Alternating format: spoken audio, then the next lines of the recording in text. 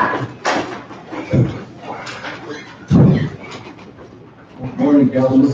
Say that I won't be able to be here dealing with that shooting, so I wanted to poke my head in and say, morning, everything goes fine. Give me a call if you need me, but I gotta go do what I'm told right now. Very good. All right. That was great. Nobody local. So, Okay. I've seen a lot of stuff on social media. Nobody involved on either side of the local, so.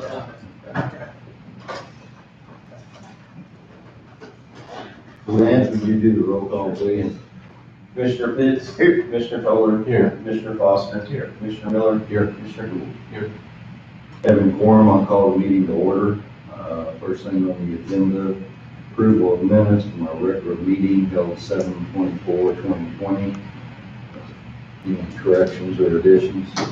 No. Motion to approve. Motion to approve. Second. Commissioner Pitts. Yes. Commissioner Fowler. Yes. Commissioner Foster. Yes. Commissioner Miller. Yes. Commissioner Gould. Public comments? None? Excuse me, committee reports. Anybody? Yeah, Bobby? yeah. We had a meeting with, Union Alexander County Joint Emergency Telephone System Board. We're looking at, and actually approved a contract for Power Phone, which is, an online certification, for the dispatchers. With COVID, there's been a problem in scheduling certifications and training.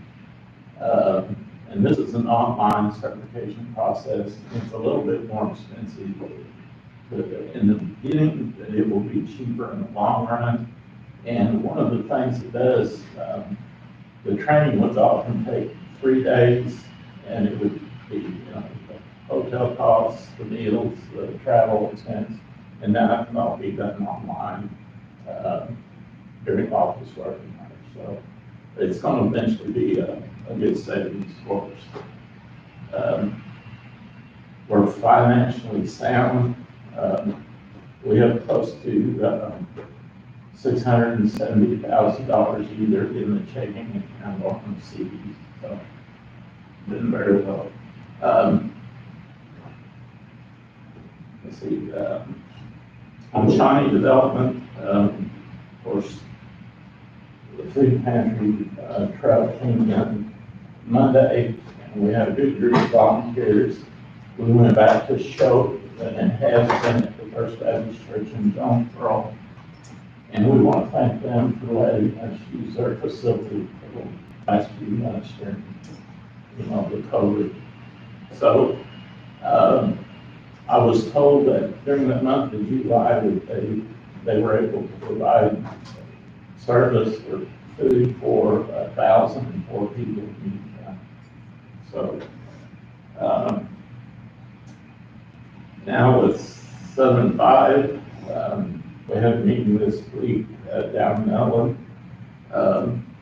The audit was presented and approved at the meeting. Just a real quick synopsis. The 7/5 agency has assets of $1.28 million. And they showed a profit of $45,000 in some change for 2019. Their fiscal year runs on the calendar year rather than like ours does. So they are showing a profit. They did get 2 grants to help businesses that have been affected by the COVID-19. One of the grants was for $400,000, the other was for $500,000. So if any business has been affected, they can contact Southern Tide and they'll be able to help them see if they can get the grant money. So the businesses just need to contact them, they apply for the grant themselves. So. Yeah, part of this, the one grant, they were able to hire 2 people just for the purpose of working through this process. So, you got to contact them and they will get ready.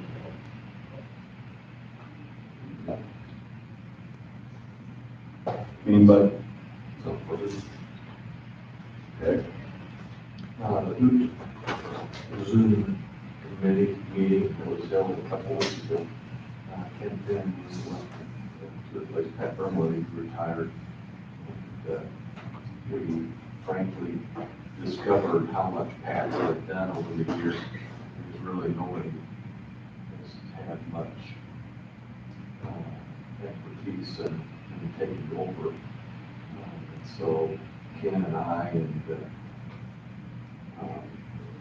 I said Cindy, but Carol are going to get together soon and try to rework that.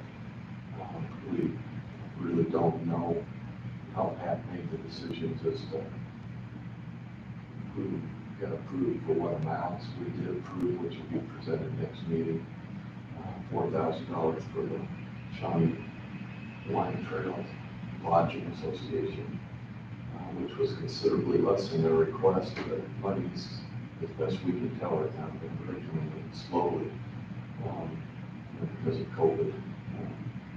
So until we have a better grasp on the finances, that's what we approved at this point. well, that board, I mean, before, when I was the representative on there, I mean, people came and presented and voted, board voted, and there was always the requirement of follow-up, and I just want to make sure that they fill out for whoever gets the money, fills out the proper paperwork. I don't remember what the time limit was in the next year, and presents it back to the board. And I totally understand. I mean, I know there needs to be some people appointed to that board, I'm sure. We discussed that too. Yeah, so, I appreciate you guys getting together and, Right now with COVID, there's very little violence actually going on. Sure. So it's a great time. but there'll be people, yeah, people just like them still wanting money, and, anyway, I appreciate that, we've got to get that, we recognize and set back up, so. Nobody really even had a grasp on the finances for the hotel tourism stuff that was coming in, and how much is in the account, and how it was divvied up, and just lots of questions that came out of it. You know, the point last year, whenever they've only had 2 meetings since Yeah, I was even appointed to it, so. yeah, I understand. Anything else, anybody?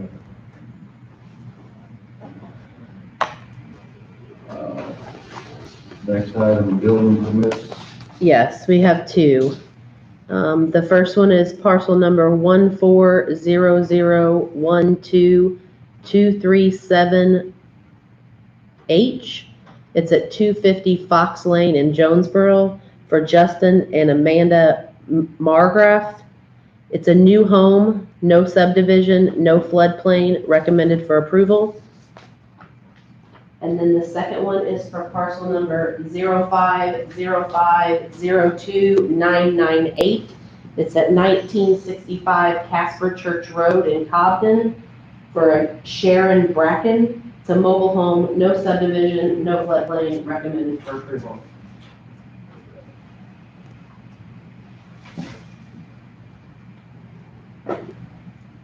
While you're looking at those, fill the board in, this past Tuesday,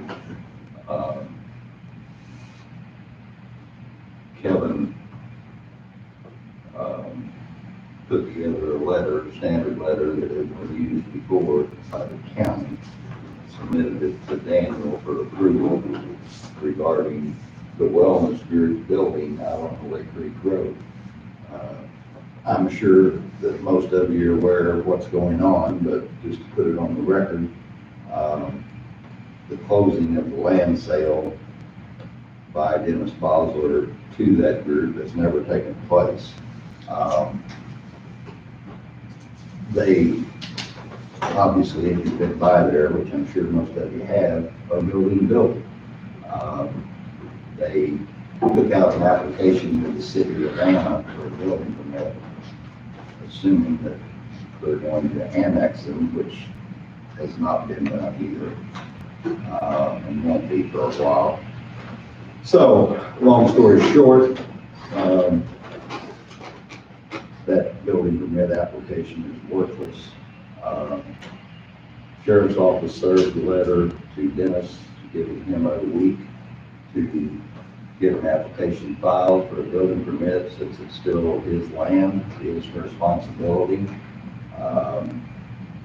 So, just FYI, that's where we are, see what happens. I did get a phone call from the Wellness Group saying that the attorneys have been frantically working since all this happened, and they're hoping to close on the land deal next Tuesday, which will be a week, which the letter stated something had to be done.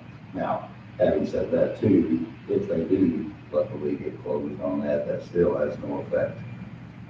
Somebody's got to file a building permit, then it would revert to the wellness center. So, just filling you in where we are.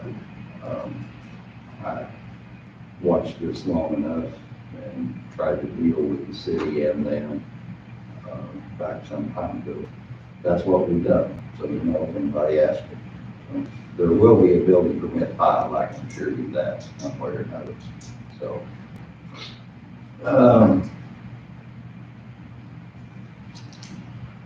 I have a motion to approve the building permits. Any questions? I'll second it.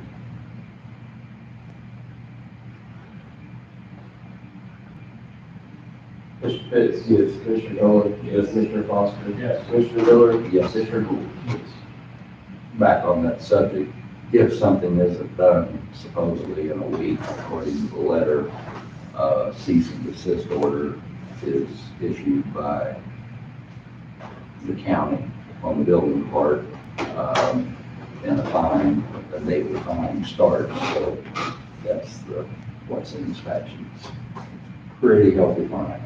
So I'm pretty sure something's gonna get done. New business. Paying the bills. Everybody had a chance to look at the bills? Yes. Make a motion to approve the bills. Second. Mr. Pitts? Yes. Mr. Dolan? Yes. Mr. Foster? Yes. Mr. Miller? Yes. Mr. Gould?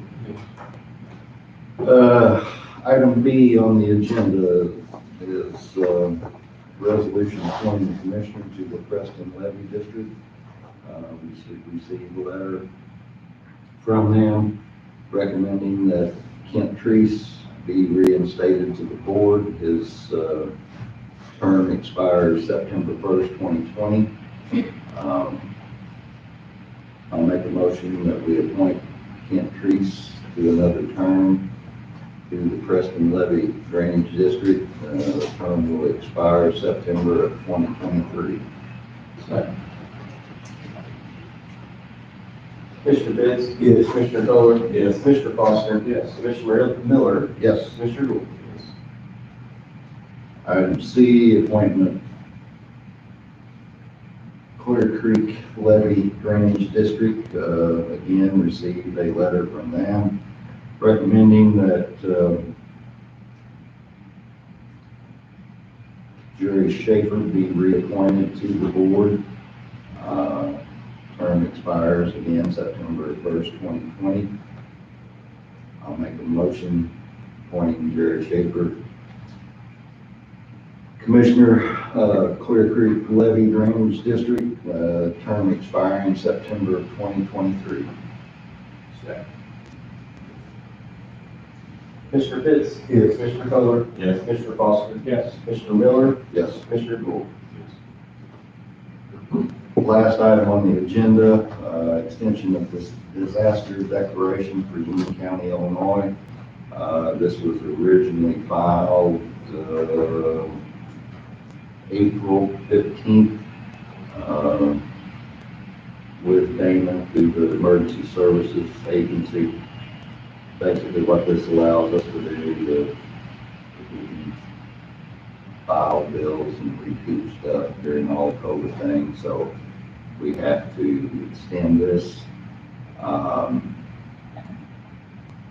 make a motion that we extend the disaster declaration, declared on April 15th, 2020. It's hereby extended until this pandemic is no longer exists in the county of Union, Illinois, so that may be forever. Second.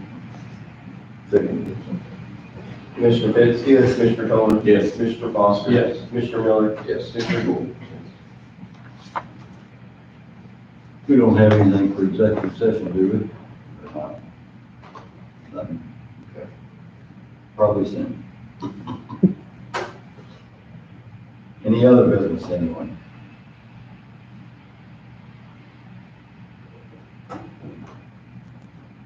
I think I made a statement last meeting, and I'll make it again. I hope everybody recognizes what's going on with coronavirus. I hope everybody heeds what they're being asked, not mandated, but asked to be done as far as social distancing, wearing a mask where appropriate, you can, social distance. So we can get this thing knocked out. School's getting ready to start, which I'm gonna guess will last about 2 weeks to get it started. But anyway, I still, again, keep asking citizens of Union County to be aware and considerate of others. It has no effect on you, just be nice to other people. I get a motion to adjourn? Second. Commissioner Pitts? Yes. Commissioner Fowler? Yes. Commissioner Foster? Yes. Commissioner Miller? Yes. Commissioner Gould? Yes.